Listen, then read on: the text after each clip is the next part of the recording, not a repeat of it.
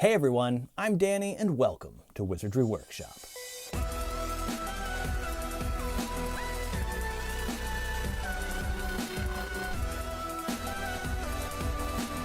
In today's video, we're going to be making a movie prop replica of the Wizard Waltz vinyl record from the Goblet of Fire. I'm also going to include a Wizard Waltz kind of dance card that is also a movie prop replica, so that's just going to be sort of like a print that you can display alongside this vinyl record. Check out the description box below for a list of all the supplies you're going to need to make this DIY, as well as the free downloadable templates, and let's get started. First of all, we are going to need the templates. So obviously, this one and this one are meant for the record itself. And then we also have this Wizard Waltz dancing instruction card. I have printed these on 11 by 17 paper, this one on cardstock. I do have smaller versions if your printer can't do that. So there should be an 8.5 by 11 version of each of these. You would just have to do a little more cutting and gluing together and lining things up. But let's do this one first because it's going to be the easiest one. You can see in each one of the corners there should be a couple of cut guide lines. Line a ruler up, and then we're going to use an X-Acto knife and just cut along that line. And you don't want to cut all the way to the edge of the paper though. What I mean is you would have something like this, so it's not totally cut out on the edges yet. We'll do that on the other side. And the smaller ones, you can go ahead and cut edge to edge, it doesn't matter. And now you should have the Wizard Waltz card. I did do an opposite side that's just kind of like a blank parchment, just to make it look a little better from both sides. But we have my replica of the Wizard Waltz dance steps. We're going to move on to the next easier part. This one was printed on sticker paper. I'm just going to use scissors and do my best. We also need a record, so I suggest just going to like a hand-me-down shop and finding the cheapest one you possibly can. But if you care what's on the record and you're actually going to listen to it, I mean, go ahead and get whatever record you want. And we're just going to be covering up the actual label. If you're worried about the edges showing, you can just grab a black Sharpie and just color in all the way around. And you might want to also do just around that middle little circle. Now, for those little middle circles, before you do the sticker, we are going to poke a hole in the middle there. I'm just using an awl. This is for bookbinding. And you can expand it a little bit with like a pen or a pencil or something, but don't do it all the way. So you should just have a little hole in the middle there. And then we can take the sticker backing off. Line this up as perfectly as you possibly can and stick it on. As for the rest of that hole, you can grab a pen or a pencil and widen it a little bit more. You know what? In fact, I might go ahead and not have the white part in there on the one that you guys download, because then you don't have to worry about white being on there at all. You can just put the sticker on and pop the hole out. So your template likely will not have a little white circle. I don't really like the white, so I'm going to cover it up with a little bit of Sharpie. There, you can't even see it anymore. And then we can just do that same thing on the other side. And there we go. We now have our Wizard Waltz record. So we'll put that aside for now. And we'll move on to the record cover. If you've printed the 11 by 17 version, you will have 3 pages to cut out. If you printed the smaller one, you're gonna have 6. I'm doing the 11 by 17 in this version, but it's all pretty much the same, just a little bit more cutting and gluing. So you can see these little targets here, these little registration marks. We want to keep those, but you can go ahead and just trim off the excess white. We don't really need all that white. So trimmed down, it'll just have the prints and the registration marks and a little bit of white around the edges. On the 2 bigger ones though, the edge that cuts off these circles on both of these, like this is where the middle would be, we do want to trim off the white completely on just those 2 edges. So once we've done that, you should just have a nice clean cut edge like that, but keep the white on the rest. And now we have these prepared to assemble. We're going to overlap this on top of the middle section, and then we need to line up these targets. The easiest way to do this is with a light table. If you don't have a light table, you can try and line up the artwork as well. I, however, am going to use my light table because this is going to make it way easier. And I will link this light table in the description, and you can see how much easier this is going to be to line things up using the light table. As you're lining things up though, the most important thing to line up is the text. If the circles are like just slightly off, that's okay. I wouldn't worry about it. No one's going to notice that, but when they're reading it, they're definitely going to notice the text being off. But okay, so once you have it lined up, I've put down a paperweight here.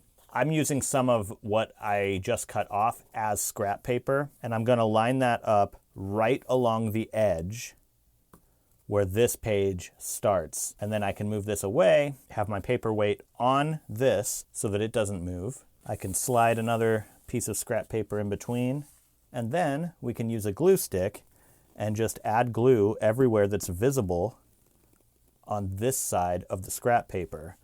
So we're just using that scrap paper to mask off anything we don't want glue on. Now I can remove that bottom strip of scrap paper, move this back over to the edge there, and then just realign it. And then go ahead and smooth it out. And you should have this part of the record cover right here lined up pretty well.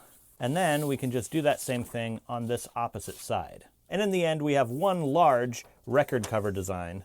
At this point, you can go ahead and trim off most of that white.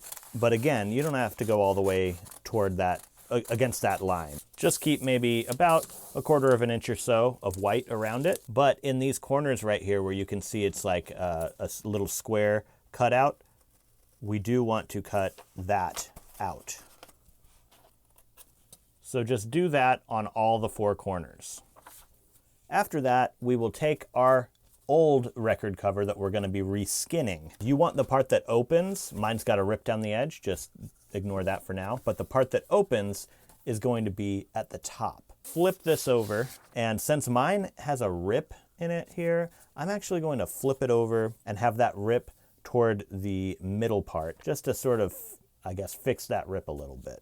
I suggest doing what I'm doing right now before you actually glue anything, just to make sure you've got it right. But where we just cut those little corners, line these little corners up so that they're sort of like pointing at each other, facing each other. So once you have this corner and this one that's a little bit out of screen lined up, this should fold over. And I'm just going to fold mine over this way as well, and just make sure everything lines up as it should. It should line up pretty well. But then from here, down here at the bottom corner, I'm just going to find where the bottom of that record cover is, which is right there. And I'm just going to make one little cut up toward the middle part there. So now it should open up a little bit right there. Open it all back up, and then we can start gluing. And we'll start with just this flap right here. And then I will use glue stick. And that will just get folded over. Just like that. So now we just have one little sliver folded over and glued. Open it up so now the glued part is sort of underneath right here. And then we can put glue on the whole area where the cover is going to be. And you should have little creases where you folded it around as well as where the spine is. So you just want to glue everything in that area. Fold this back over onto where we just glued. And then you can just use like a card or anything really to sort of smooth this out. Work out all the wrinkles. The next part we worry about is this bottom flap right here where we made that cut where the spine is. We can glue that now and then fold it up onto the original cover. And then we'll keep on going by gluing this area now everywhere where this back cover is going to touch this paper. And now we can just fold that one over as well. Smooth out all of those imperfections and wrinkles. It looks like we'd want to fold these up and glue them down, but we don't. Those are actually just going to get trimmed off. Use your ruler and X-Acto knife to line up as close as you can, and we'll trim off this bottom flap. We'll trim off the side flap. And then we can trim off this entire top part right here. Just line it up where the inner cover kind of starts right there and trim off this excess. Now we'll need a little bit of foam or some cardboard or something to put in there so that the two sides aren't touching each other, because it's pretty likely that these circles are not going to 100% match up. So we're going to cut them out separately instead of together. Very carefully and slowly use your X-Acto knife to cut that circle out. And with both of those done, as you can see, it doesn't 100% line up, just like I thought, so I assumed that would be the case. Alternatively, I do have a version that has the record label part printed on it already. So if you don't want to worry about cutting these holes in the actual record cover itself, you don't have to. The last thing we're going to do is this little cutout at the top, and this we can do all together. It's just a little bit of a curve right there, so I'm just going to cut that out with scissors. And then after doing all of these little rounded parts, you're probably going to want to sort of smooth them out a little bit with something like I'm doing, so that they just don't look as rough. Actually, you know what, I just thought of this. I have a hole punch, and I could probably just do a hole punch there. And then if we put the record in there, you could see the record label through the hole. You can see part of the record poking out right there. And we've also got our extra Wizard Waltz print that you could display alongside this. Let me know what you guys think of this project. I love it. I love vinyl records, and I've always loved the look of this one, just how magical and vintage it looks. Also, this has always been one of my favorite prints that I've wanted to do, so I'm glad that I finally got these done. If you end up making one of these and you want to share, I'd love to see it, so go ahead and post it on Instagram and just tag me in the image. I get a lot of ideas for the projects that I do on this channel from your comments. So if there are any projects that you'd like to see, comment that down below. I always read the comments. If you made it all the way to the end of the video with me, you're a wizard. Give it a thumbs up down below if you did like this video, and subscribe if you're not subscribed for more magical DIYs, unboxings, and other cool stuff like that. Thank you so much for watching, and I'll see you in the next video.